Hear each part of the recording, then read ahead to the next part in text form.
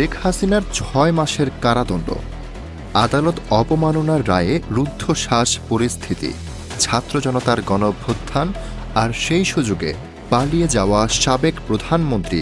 বাংলাদেশের ইতিহাসে এমন নাটকীয় মুহূর্ত খুব কমই দেখা গেছে। আন্তর্জাতিক অপরাধ ট্রাইব্যুনালের রায়ে শেখ হাসিনাকে ৬ মাসের কারাদণ্ড এবং ছাত্রলীগ নেতা শাকিল আকন্দ বুলবুলকে ২ মাসের কারাদণ্ড দেওয়া হয়েছে।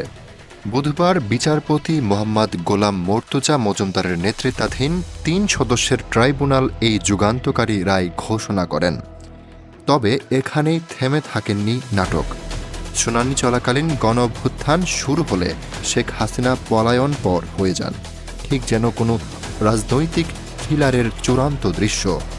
আদালত অবমাননার মামলার প্রেক্ষিতে অভিযুক্তদের উপস্থিতি কাম্য ছিল, কিন্তু পত্রিকায় বিজ্ঞপ্তি দিয়েও শেখ হাসিনা ও শাকিল বুলবুল হাজির হননি। তাদের অনুপস্থিতিতেই আদালত নিজের ক্ষমতা প্রয়োগ করে রায় ঘোষণা করে। এদিকে মামলার গুরুত্ব এবং আলোড়নের কথা বিবেচনায় নিয়ে ট্রাইব্যুনাল একজন অ্যামিকাস কিউরি নিয়োগ দেয়। সুপ্রিম কোর্টের সিনিয়র আইনজীবী AY মশিউজ্জামানকে এই দায়িত্ব দেওয়া হয়। প্রসিকিউটর গাজী MH তামিম জানান, ন্যায় বিচার নিশ্চিত করতেই এই সিদ্ধান্ত নেওয়া হয়েছে। যদিও এমন মামলায় রাষ্ট্রীয় খরচে আইনজীবী দেওয়ার বিধান নেই।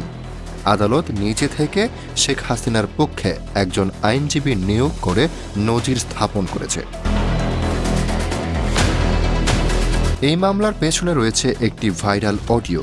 সেখানে শেখ হাসিনার কণ্ঠে শোনা যায়, আমার বিরুদ্ধে ২২৭টি মামলা হয়েছে, তাই ২২৭ জনকে হত্যার লাইসেন্স পেয়ে গেছি। সিআইডি ফরেন্সিক পরীক্ষায় ওই অডিওর সত্যতা নিশ্চিত করে। এরপরই চিফ প্রসিকিউটর আদালত অবমাননার অভিযোগ দাখিল করেন।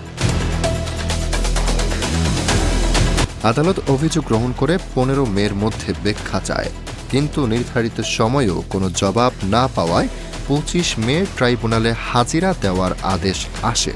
কিন্তু হাসিনা বা বুলবুল কেউই আদালতে যাননি, বরং এই অনুপস্থিতি ঘিরেই ছড়িয়ে পড়ে আরও নাটকীয়তা, জনতার বিক্ষোভ আর বিচার প্রক্রিয়ার অনমনীয় অগ্রগতি। এই মামলায় রায় শুধু আইনি নয়, রাজনৈতিক আবহেও বাংলাদেশের জন্য একটি নতুন মোড়, যেখানে আদালতের সামনে হাজির না হয়েও ক্ষমতাশীল কেউ দায় মুক্তি পান না, আর গণ আন্দোলনের ছায়া থাকে প্রতিটি বিচার প্রক্রিয়ার পেছনে।